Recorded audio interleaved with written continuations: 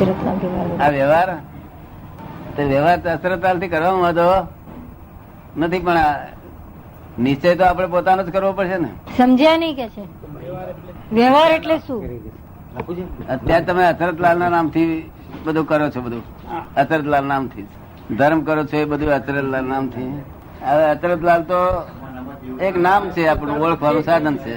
અસરતલાલ શરીરને ઓળખાવા પૂરતો જ છે. અસરતલાલ તો શરીરને ઓળખાવા પૂરતું જ છે, પણ ખરેખર કોણ છે એનું આપણે નક્કી કરવું પડશે. એ રસ્તો જાણવા માટે તમારી પાસે આવ્યા, એ રસ્તો જાણવા માટે તમારી પાસે આવ્યા છીએ. હા, એ બરોબર છે. એટલે આપણે નક્કી કરીએ ને ત્યારથી જ આગળ ધર્મ શરૂ થાય છે. ત્યાં સુધી તો ધર્મ જ શરૂ થતો નથી, ત્યાં સુધી ધર્માધર્મ છે. શું છે ધર્માધર્મ? એટલે આ જે અત્યારે આ છે ધર્મ, એ અશુભ ને છોડો અને શુભ ને ગ્રહણ કરો, એ ધર્માધર્મ કહેવાય છે. અને આત્મધર્મ ક્યારે કહેવાય? કે પોતાનું સ્વરૂપ નું ભાન સમજણ પડે, સંકિત થાય ત્યારથી આત્મધર્મ શરૂ થઈ જાય. એટલે એ પોતે પોતાનું સ્વરૂપ ને જાણવાનું છે. એક વાર જાણ્યું એટલે બધું પીડા છૂટી બધી. અત્યારે તો મનમાં એમ થાય કે આ બધું આ મેં કર્યું, આ મેં કર્યું, આ મેં કર્યું, આ મેં કર્યું, એવું થાય ને. પણ એ બધું ભ્રાંતિ છે. શું છે? ભ્રાંતિ છે છતાં છૂટતું નથી. ભ્રાંતિ છે છતાં છૂટતું નથી. એ જાણીએ છૂટે નહીં ને, છૂટે નહીં. એ છૂટવાની રીતે છૂટે, એમને એમ છૂટવા દઈએ છૂટે છે ને. એમને છૂટવાનું હોય તો બધા આચાર્ય છોડીને બધા બેસી ગયા હોય. એ છૂટે એવું નથી, અને સંકેત થાય એવું નથી. એવું નથી. એક જ્ઞાની પુરુષ ની કૃપા ઉતરી જાય, સંકેત થઈ જાય. સંકેત એ દ્રષ્ટિ છે, અને દ્રષ્ટિ આખી ફેરવવાની છે. આ જે આમ જોઈએ છે બધું આ પેલી બાજુ દેખાય એવું કરવાનું છે. દ્રષ્ટિ જ ફરી છે. આ મિથ્યા દ્રષ્ટિ છે. તો હું અચરતલાલ છું, એ મિથ્યા દ્રષ્ટિ. હું છતાં આમનો ભાઈ થયું બીજી મિથ્યા દ્રષ્ટિ, આમનો ભાઈ બંધ થયું ત્રીજી મિથ્યા દ્રષ્ટિ, આનો ફાધર થયું ચોથી મિથ્યા દ્રષ્ટિ, આનો કાકો થયું પાંચમી. કેટલી મિથ્યા દ્રષ્ટિ છે? ક્યાંય અટકતું જ નથી. આપણે કરવું શું? ત્યાં સવાલ આવીને તો પછી ક્યાંય આ તો અટકતું જ નથી. આપણે કરવું શું? તો કરવું શું? તો પછી આપણે કરવું શું એ સવાલ આવે છે. હા, એટલે બધું આ બધી મિથ્યા દ્રષ્ટિ અમે છે ફ્રેક્ચર કરી નાખીએ, અને પછી સમ્યક દ્રષ્ટિ આપીએ અમે, રાઈટ બિલીફ. મેં વાંચ્યું છે, આ બધી રોંગ બિલીફ છે. મેં વાંચ્યું છે કે છેવટની ઘડી તો જ્ઞાન પણ મિથ્યા તરીકે છૂટી જશે, જ્ઞાન પણ નથી જોતું. એ કે મેં એવું વાંચ્યું છે કે છેવટની ઘડીએ તો જ્ઞાન પણ મિથ્યા થઈને છૂટી જશે, જ્ઞાન પણ નથી જોઈતું, ફક્ત વિતરાગ થઈ જાય છે. જ્ઞાન પણ છૂટી જાય છે અને ફક્ત વિતરાગ થઈ જાય છે છેવટની ઘડીએ. છેલ્લી ઘડીએ શું થઈ જાય? છેવટની એટલે જ્ઞાન પણ છૂટી જાય છે અને વિતરાગ થઈ જાય છે. છેવટની સ્થિતિ નહીં ઘડી, છેવટની સ્થિતિ. જ્ઞાને છૂટી જવાનું જ છે, છેવટે વિતરાગ. પણ એ મેળવવું એમાં આગળ કઈ રીતે જવું? એમાં આગળ કઈ રીતે જવું? બંધ થઈ જાય, એમાં બંધ છે, દરવાજા જ બંધ છે, એમાં આગળ કઈ રીતે જવું? આગળ તો અમને ભેગા થજો ને ફરી વાર કે ભેગા થજો. અમે કરી આપીશું બધું, તમને દ્રષ્ટિ કરી આપીશું, બધું કરી આપીશું. જો એ અનુભવ સ્થિર થઈ જાય પછી કઈ છે જ નહીં, બાકી જ નથી. એકવાર જો અનુભવ સ્થિર થઈ જાય પછી કઈ બાકી નથી. ના, સ્થિર જ થઈ જાય, સ્થિર જ થઈ જાય. આખો દાડો સ્થિર જ રહે, એક કલાક નહીં, આખો દિવસે નિરંતર સ્થિર રહે. આજ્ઞાનો નું કારણ છે કે આ અક્રમ વિજ્ઞાન છે. અક્રમ વિજ્ઞાન એટલે તમે હજુ વેપાર ધંધો બધું હાથે છે ને. કર્મ કે અક્રમ?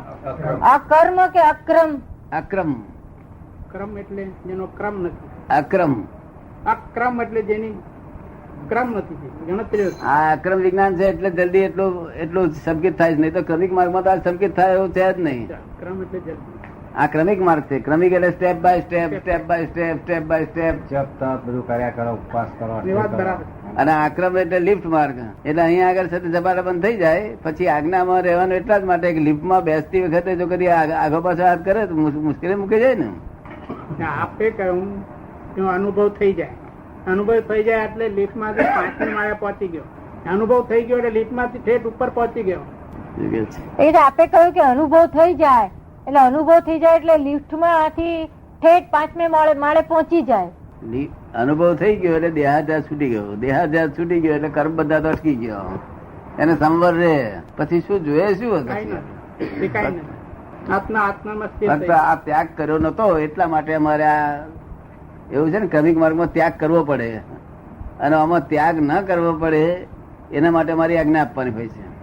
જો સી રીતે ત્યાગ કરી શકશો? આત્મા પ્રાપ્ત થયા પછી ત્યાગ સી રીતે થાય? એ પેલા ત્યાગ કરવો પડે. આત્મા જો સ્થિર થાય તો પછી મારો રહેતો જ નથી ને. તો જ બધાનું થઈ ગયું. એ કે છે કે આત્મા પ્રાપ્ત થઈ જાય પછી મારું કઈ રહેતું જ નથી, હું જ બધાનો થઈ જઉં છું. હા, એ બરોબર છે, પણ એનો ઉકેલ તો લાવવો જ પડશે ને. જેટલો પૂર્વક્રમ છે એના ખપાવવા તો પડશે ને. એકડો થવો જોઈએ. પૂર્વક્રમ ખપાવવો પડશે ને. જેટલા છે એટલા તે મારી આજ્ઞાપૂર્વક ખપાય એટલે ફરી એનું રિએક્શન આવે નહીં. જ્ઞાન તો હતું, ભૂલાઈ કેમ ગયું? હા, બસ, બસ. આપણે મહાવીરના જ્ઞાનના આવરણ આવી ગયું છે. આવરણ આવી ગયું. આપણે મહાવીરના વખતમાં હતા. શું કે છે? આપણે મહાવીરના વખતમાં હતા, હા, હતા. હા. એ બધું જ્ઞાન ચાલ્યું કેમ ગયું? જ્ઞાન બધું ચાલ્યું કેમ ગયું? આવરણ આયા કરે છે. જ્યાં સુધી કારણ શું આવરણ આવવાનું? જ્યાં સુધી અહંકાર એક છે, આત્મારૂપ હતા. જ્યાં સુધી અહંકાર છે ત્યાં સુધી આવરણ. અહંકાર ખલાસ થઈ જાય પછી આવરણ ચડે. અહંકાર તો આવ્યો ક્યાંથી? મહાવીરની પાસે જયારે હતા ત્યારે અહંકાર નતો. શું કે છે? મહાવીર ભગવાનની પાસે હતા ત્યારે તો અહંકાર નહોતો કે છે. અહંકાર નહોતો તો ખલાસ થઈ ગયો. અત્યારે તો કેવું જ્ઞાન થઈ જાત. પણ અહંકાર વગર તો રહ્યો જ નથી હજી. અને ભેદ બુદ્ધિ વગર રહ્યો નથી. હું જુદું, આ જુદું. શું ભેદ? એ અહંકારની શરૂઆત ક્યારથી? હે, આ આત્માને અહંકારની શરૂઆત ક્યારે થઈ? આ અહંકાર ને અને આત્માની શરૂઆત ક્યાંથી થઈ?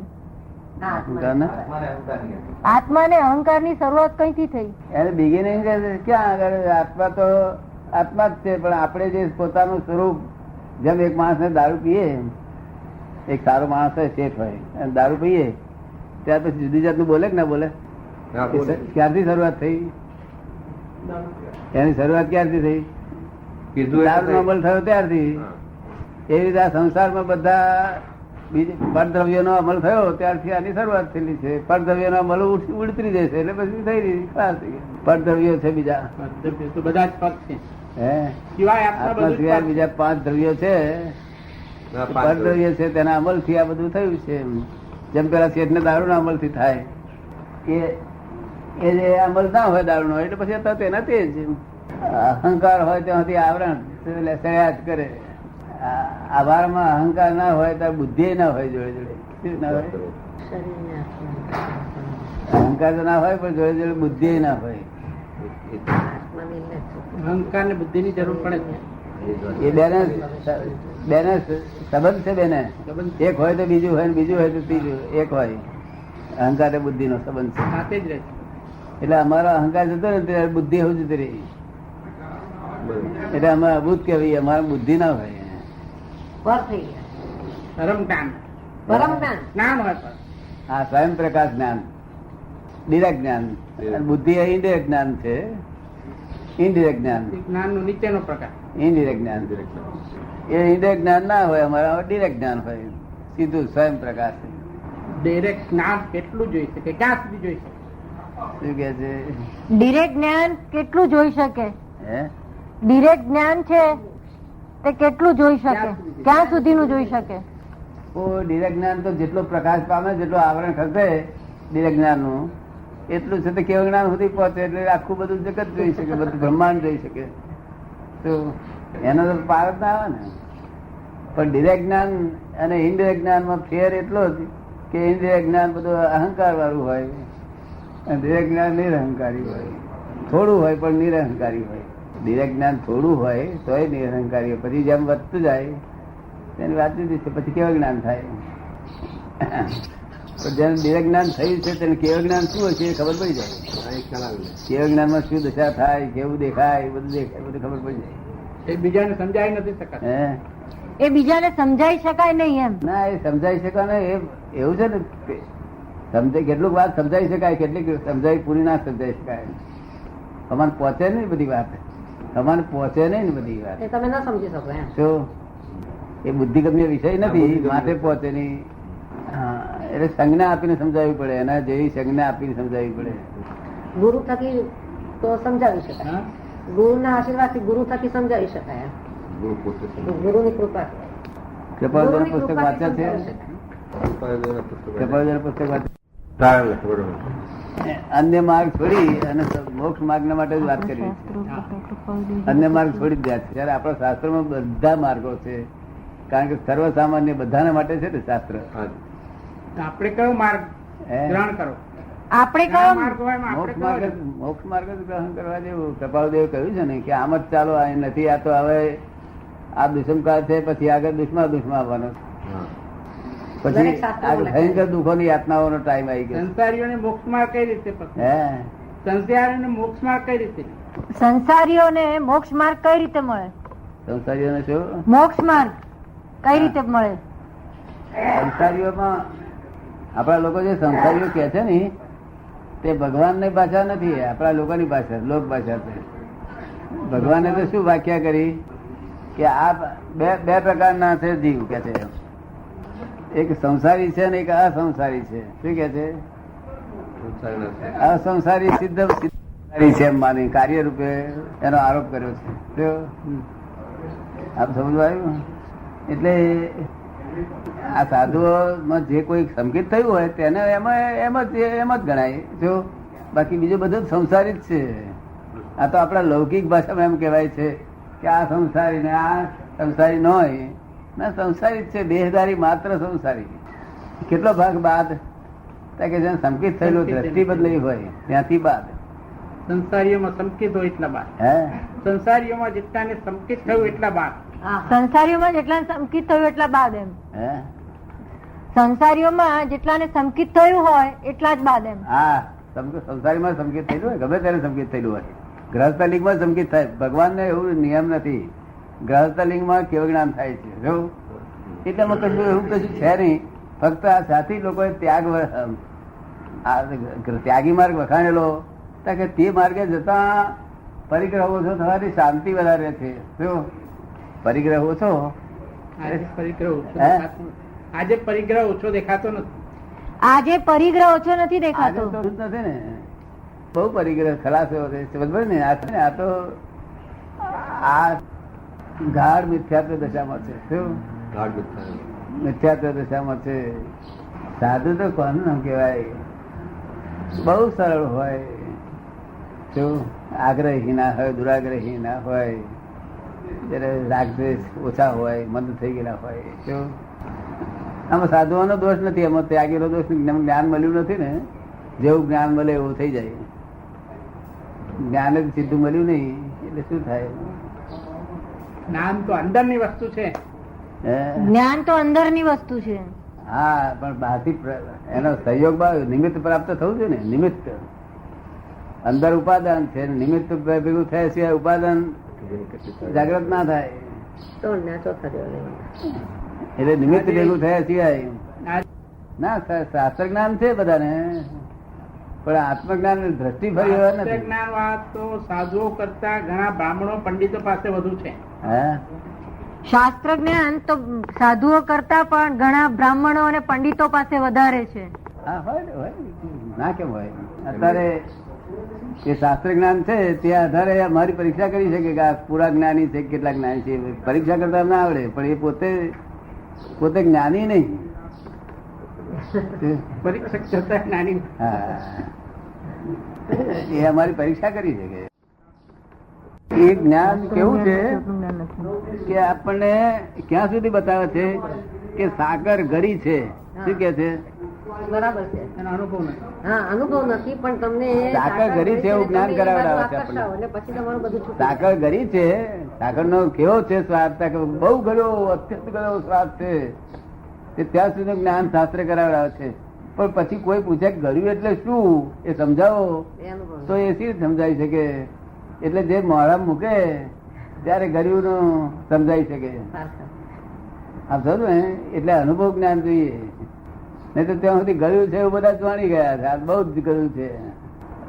સાકર ગળી છે ત્યાં સુધી એનું જ્ઞાન જાણે છે, પણ ગળ્યું એ શું છે એ જાણે તો જ કામ થાય. હવે તમે ગળ્યું છે શું છે તમે સમજી ગયા એટલે પછી તમે એની પાછળ જ પડો. પછી તમારે પુરુષાર્થ બીજી કઈ ફરે જ નહીં ને. અને જયારે આ ગળ્યું ચાખે એટલે પછી સંસારના ગળ્યા થતા એને મોળો લાગે, ફિક્કો લાગે.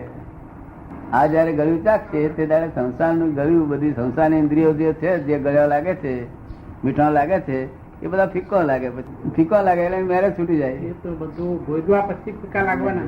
શું કે છે? એ કે છે એ બધું ભોગવ્યા પછી ફિક્કા લાગવાના ને, શું ભોગવે પછી?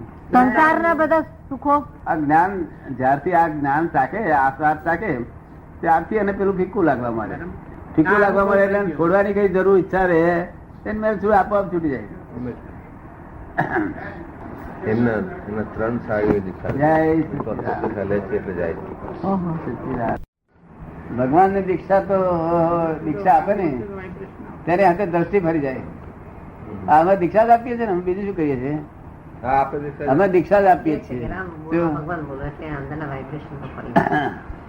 એમનું કેવું એમ છે કે રામ બોલીએ તો અંદરના વાઇબ્રેશન્સ તો ફરી જાય ને, રામ બોલીએ તો વાઇબ્રેશન શું થાય? ફરી જાય ને મહીથી. હા, ફરી જાય, પણ તેના મૂળ જગ્યાએ ના પહોંચે ને, મૂળ જગ્યાએ પહોંચે નહીં. મૂળ જગ્યાએ જય સચ્ચિદાનંદ. દ્રષ્ટિ જ બદલાઈ જાય. કેવી દ્રષ્ટિ બદલાઈ જાય. એની દ્રષ્ટિ બદલાઈ જાય આખી. આત્મદ્રષ્ટિ જ બની એની બદલાઈ જ જાય, સમજ ને? અને પછી પોતે બોલાવડાવતા હતા દીક્ષામાં કે એગો મે સાસો અપ્પા નાણ દંતર સંજુઓ તેસા અમે બાહિરા ભાવા સવે સંજોગ લક્ષણા સંજોગ મૂલા જીવેણ પત્તા દુઃખ પરંપરા તમ્મા સંજોગ સંબંધમ સર્વમ ત્રિવેણ વસે એ ઓસાઈ દેવડાતા હતા બધા, સમજ ને? હવે અત્યારે આ તો નથી સંજોગ સમજતા, સમજ ને? આ દ્રષ્ટિ જાકે ફરી ને સમ્યક જો દ્રષ્ટિ હોય ને તો જ્યાં જે દ્રષ્ટિ વાળો હોય તેવો છે તેનો શિષ્ય થાય. એટલે જ કઉ છું ને, એમાંથી એકની પણ સમ્યક દ્રષ્ટિ હોય તો થાય. શિષ્યનો એ જ દ્રષ્ટિએ જાય જે દ્રષ્ટિ વાળો હોય. આ તો એવું છે ને કે એ કર્મના ઉદય ભોગવે છે. બરોબર, આ દીક્ષા લે છે એ કર્મના ઉદય ભોગવે છે, ખાલી ત્યાગ કર્મના. ત્યાગ તો કરો.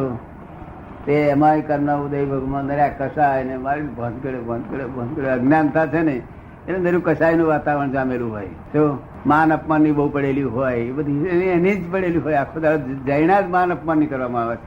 શેની જૈના કરવામાં આવે? માન અપમાન ની. તો જરાક અપમાન થાય તે પેલા તો પેડ મળી દે.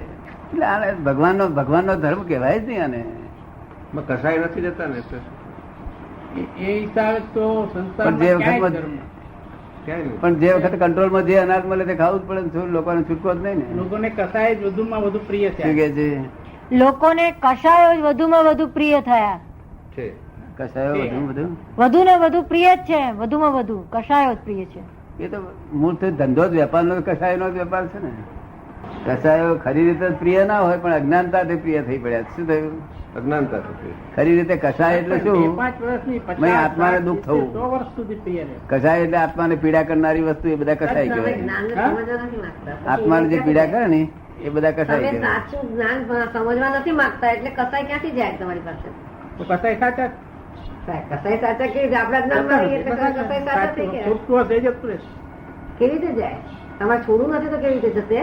એ દીક્ષા આપે ને ત્યારે મિથ્યાત્વ ગાંઠ છૂટી તૂટી જાય એમની. આગળ મિથ્યાત્વી હોય. દીક્ષા આપે તો દીક્ષાના જ્ઞાનથી જ એની મિથ્યાત્વની ગાંઠ તૂટે. એના 3 ભાગ થઈ જાય. એક મિથ્યાત્વ મોહની, મિશ્ર મોહની અને સમ્યક્ત્વ મોહની, એવી 3 ભાગ થઈ જાય. જ્યાં દીક્ષા આપે ત્યારે તૂટી જાય. તો હવે એમાં મિથ્યાત્વ મોહની મિશ્ર મોહની હોય ત્યાં સુધી એને સંકેત તરીકે ચલાવી દે છે. મિશ્ર મોહની. સમ્યક્ત્વ મોહની તો જાય નહીં. સમ્યક્ત્વ મોહની જો જાય તો ખાયક સંકેત થાય. એ એક જાતની મોહની છે. સમ્યક્ત્વ એ મોહની છે. શું છે? બોલો. પણ તો ક્ષાયક સંકેત થાય. મોક્ષ આ મેળવી તમને ક્ષાયક સંકેત થયેલું. સમ્યક્ત્વ મોહની ગયેલી એટલે હા, તમને ક્ષાયક સંકેત થયેલું. શું થયેલું? સાહેબ.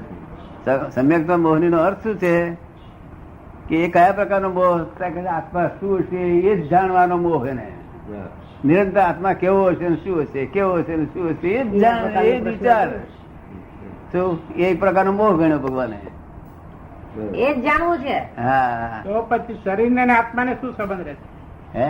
શરીર અને આત્માને શું સંબંધ છે? શરીર ને આત્મા કોઈ સંબંધ જ નથી. તો પછી આત્મા શું કામ શરીરમાં રહે છે? હે?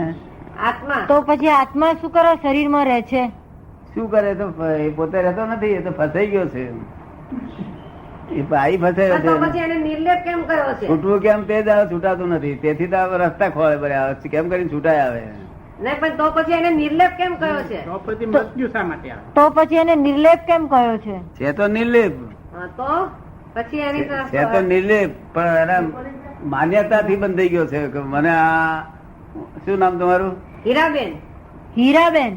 હીરાબેન, હું હીરાબેન છું, આની બેન થયું, આની મામી થયું, આની કાકી થયું, બધું માન્યતા મને ગયું છે બધું, તે છૂટતું નથી બધું. છે તો નિર્લેપ, પણ માન્યતામાંથી મને ગયેલું છે, છૂટતું નથી. એ રોંગ બિલીફો છે. શું છે? હા હા. રોંગ બિલીફો. એટલે આ સંસારના અંદર આવવાથી જન્મ એ લીધા છૂટી જાય એટલે નિર્લેપ જ છે. આ બધી બિલીફો છૂટી જાય એટલે નિર્લેપ જ છે. એક વાર છૂટી ગયો, આજે હું મરી ગયો એટલે છૂટી ગયો. શું કે છે? કે છે હું આજે મરી ગયો તો છૂટી ગયો? આત્મા ના, છૂટી કશું છૂટાય આત્મા નહીં. છૂટી ગયો? કશું છૂટાય નહીં. છૂટવાનો માર્ગ એકલો જ કે પોતે પોતાનું જ્ઞાન કરો, પોતે પોતાના જ્ઞાનમાં આવો ને ભાનમાં આવો તો જ છૂટશો. નહીં તો આ તમારી પોતે પોતાના ભાનમાં જ નથી ને કે છે કે હું હીરાબેન છું અને મામી થયું અને કાકી થયું, બેફાનપણે બોલે છે. એટલે આત્માને કર્મ વળગેલા છે. શું કે છે? આત્માને કર્મ વળગેલા છે એટલે હે? એટલે આત્માને કર્મ વળગેલા છે? ના, આ બોલવાથી જ કર્મ બંધાય છે. વર્ગેલા છે એકલા નહીં, જૂના જૂના છૂટે છે ને નવા બંધાઈ રહ્યા છે. હું હીરાબેન છું કહેતા ની હાથે જ કર્મ બંધાયું. તો એવું તો કેટલું દિવસ ના બોલતા હશે. અને આ રસિકભાઈ, હું રસિકભાઈ છું એવું બોલે તો કર્મ ના બંધાય. અમે અને તમે હું હીરાબેન છું બોલ કર્મ બંધાય. બેન કે છે એવું તો ક્ષણે ક્ષણે દિવસમાં કેટલી વાર થાય છે? હે? એવું તો દિવસમાં ક્ષણે ક્ષણે કેટલી વાર થાય છે? એ બધા આખું ક્ષણે ક્ષણે રાતે શું કર્મ બંધાય છે? રાતે ઊંઘમાં કર્મ બંધાય છે. તો પછી આમાંથી ક્યારે છૂટીએ? જૂના છૂટતા જાય છે, નવા બંધાતા તો જાય પછી આમાંથી ક્યારે છૂટીએ? છે. તે અમે આ જયારે જ્ઞાન આપીએ ને સ્વરૂપ નું ભાન થાય ને પછી છૂટતાથી છૂટવા મળ્યા. તમને પોતાને ખબર પડી કે છૂટવા મળ્યા. થોડો સંકેત છોડો એટલે છૂટી. હવે બોજો ઘટી ગયો ને છૂટવા મળે એવું પોતાને ખબર પડી જાય. 3 વર્ષ થયા રસીબેન જ્ઞાન આપ્યા, કેટલી બાબતો છૂટી જાય. હવે પોતાને છૂટાપણા જેવું જ લાગ્યા કરે. સમજો ને? સંસારમાં રહે છે, છોકરા હાથે રહે છે તો છૂટાપણા જેવું લાગે, મુક્તપણા જેવું જ લાગ્યા કરે. એટલે કૃપાળુદેવ કહ્યું છે ને કે જે મોક્ષ દાતા એવા જ્ઞાની પુરુષ હોવા જોઈએ, મોક્ષ નું દાન શું આપવા. કરીએ? આ જ્ઞાન મેળવવા માટે શું કરીએ અમે? એ જ્ઞાન મેળવવા માટે અમે શું કરીએ? કેવા પ્રકારનું જ્ઞાન અમે કશું કરવાનું નહીં. આજે આયા ફરી વાર કે મને તો ત્યાં આગળ તપાસ કર્યા કરવાની કે દાદાજી આયા છે, જો એક એક આયા છે અને જ્ઞાન આપવાનું છે તે દાડે આવીને બેસી જવાનું, બીજું કશું કરવાનું નથી. તો અમે 12 મહિના મહેનત કરવાની છે કે એવું તો કોઈ છે નહીં. સબને દરદથી એટલું બધું લાખ મન લાખ ઘેરાયેલું અવતારનું છે. તો એમ થાય કે એક લાખ. શાંતિ જોઈ છે, શાંતિ જોઈ છે એ પ્રમાણે. લાખ અવતારે દ્રષ્ટિ બદલાય એવી નથી. એટલે એમ થાય કે એકદમ શાંતિ જોઈ છે. આમાંથી ક્યારે મુક્તિ મળે એમ. બેન કે છે એમને છે તો શરીર આખું વાત થી બહુ દર્દ થાય છે. હે? શરીર દેહ છે તો વાત થી બહુ દર્દ માં રહે છે એમને. હા. દર્દ ની બહુ એમને હેરાનગતિ છે. હમ. તો કે એમાં એવું આખો વખત એવું રહ્યા કરે કે ક્યારે આ બધાથી છૂટી અને શાંતિ મળે એમ. શાંતિ એટલે નહીં, શાંતિ તો પૈસા કમાયો હોય ત્યાં નહીં મળે, હોટલમાં ચા પીવા હોય ત્યાં શાંતિ મળે. એની નથી જોઈતી. અહીં તો આનંદ મળશે, પરમાનંદ. એટલે સમાધિ જેવું સુખ રહેશે. હા, એ શું? જ જોઈએ છે. સમાધિ જેવું સુખ રહેશે. બાકી જગત આખું આખું ને વ્યાકુળ, આકુળ વ્યાકુળ, આકુળ વ્યાકુળ, વ્યાકુળ થયા જ કરે. આકુળતા વ્યાકુળતા આ નિરાકુળતા છે. શું છે? નિરાકુળતાનું સુખ એક ક્ષણ વાર જે જોયું નથી, જો જોયું હોય તો કર્મ બધે નહીં. શું કહ્યું?